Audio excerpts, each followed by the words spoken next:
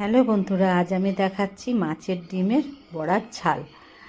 এখানে আমি 250 গ্রাম মাছের ডিম নিয়েছি, আর 4টে লঙ্কা, রসুন, আদা একটুখানি, রসুন 8 কোয়া মতন রসুন, আর 2টো পেঁয়াজ আমি চপারে সব কুচিয়ে নিয়েছি। ডিমটাকে একটু সেদ্ধ করে নেব। জলটা ফুটে উঠেছে, ডিমটা দিয়ে দিলাম। এখন এর মধ্যে অল্প একটু নুন দিচ্ছি আর সামান্য হলুদ। বেশি ফোটাবো না, অল্প একটু ফুটলেই আমি এটাকে নামিয়ে নেব। ফুটে গেছে, এবার আমি বন্ধ করে দিচ্ছি। দেখো ফুটে গেছে, এবার আমি ছেঁকে নিলাম ডিমটাকে। ছেঁকে নিয়ে ভালো করে হাত দিয়ে একটু চটকে নিয়েছি। তারপরে এর মধ্যে আমি ওই যে পেঁয়াজ, আদা, রসুন, লঙ্কা যে কুচিয়ে রেখেছিলাম, তার থেকে আমি 4 চামচ কুচানো পেঁয়াজ, আদা, রসুন নিলাম।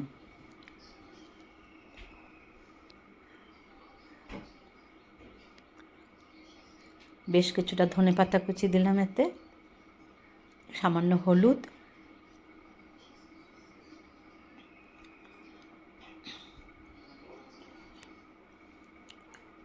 অল্প নুন, কেননা নুন দিয়ে আমি সেদ্ধ করেছি ডিমটা, আর একটা ডিমটাকে আমি ফাটিয়ে এর মধ্যে দেব।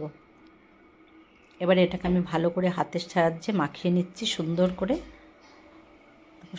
আমি এটাকে মাখিয়ে নিচ্ছি।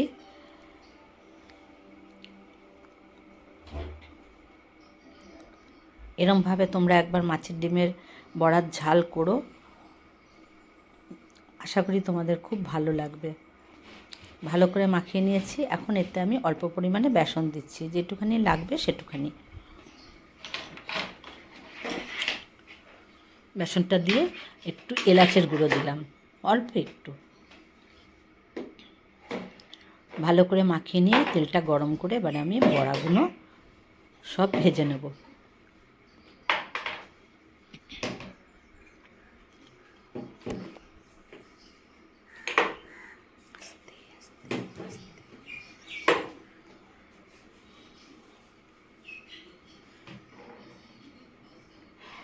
বড়াগুলো সব লালচে করে ভেজে নিচ্ছি।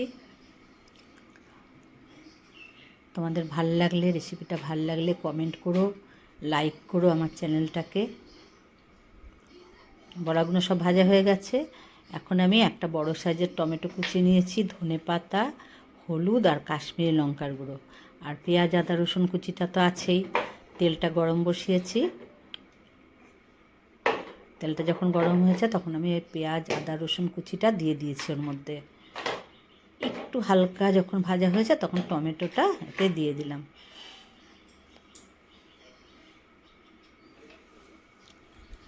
এবারে আমি স্বাদ মতন অল্প পরিমাণে নুন দিলাম।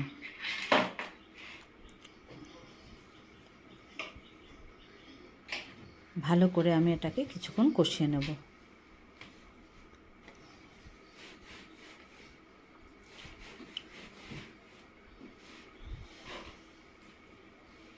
বেল আইকনটা প্রেস করলে আমার সমস্ত পুরনো ভিডিও তোমরা দেখতে পাবে। কিছুক্ষণ কষানোর পরে আমি হলুদ আর কাশ্মীরি লঙ্কার গুঁড়োটা দিয়ে দিচ্ছি। 1/2 টেবিল স্পুন হলুদ আর 1/2 টেবিল স্পুন কাশ্মীরি লঙ্কার গুঁড়ো দিয়ে আবার আমি কিছুক্ষণ এটাকে কষিয়ে নিলাম। সুন্দর তেল ছেড়েছে। এখন আমি অল্প জল দিচ্ছি, দিয়ে আবার কষাবো এটাকে, যাতে টমেটোটা, পেঁয়াজটা সুন্দর করে গলে যায়।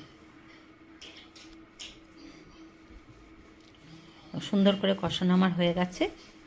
এখন আমি পরিমাণ মতন জল দিচ্ছি।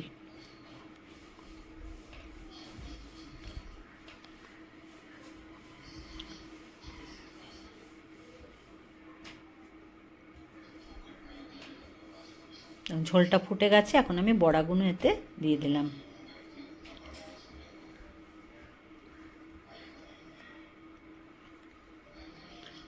নামাবার সময় একটু শাহি গরম মশলা এতে দিয়েছি আমি, সেটা বলা হয়নি তোমাদের। অল্প একটু শাহি গরম মশলা দিয়েছি। দেখো কত সুন্দর হয়েছে। যারা নতুন বন্ধু এখনও সাবস্ক্রাইব করেনি অবশ্যই করে নিও। রেসিপিটা তোমাদের কেমন লাগলো আমাকে অবশ্যই জানিও। সব বন্ধুরা ভালো থেকো।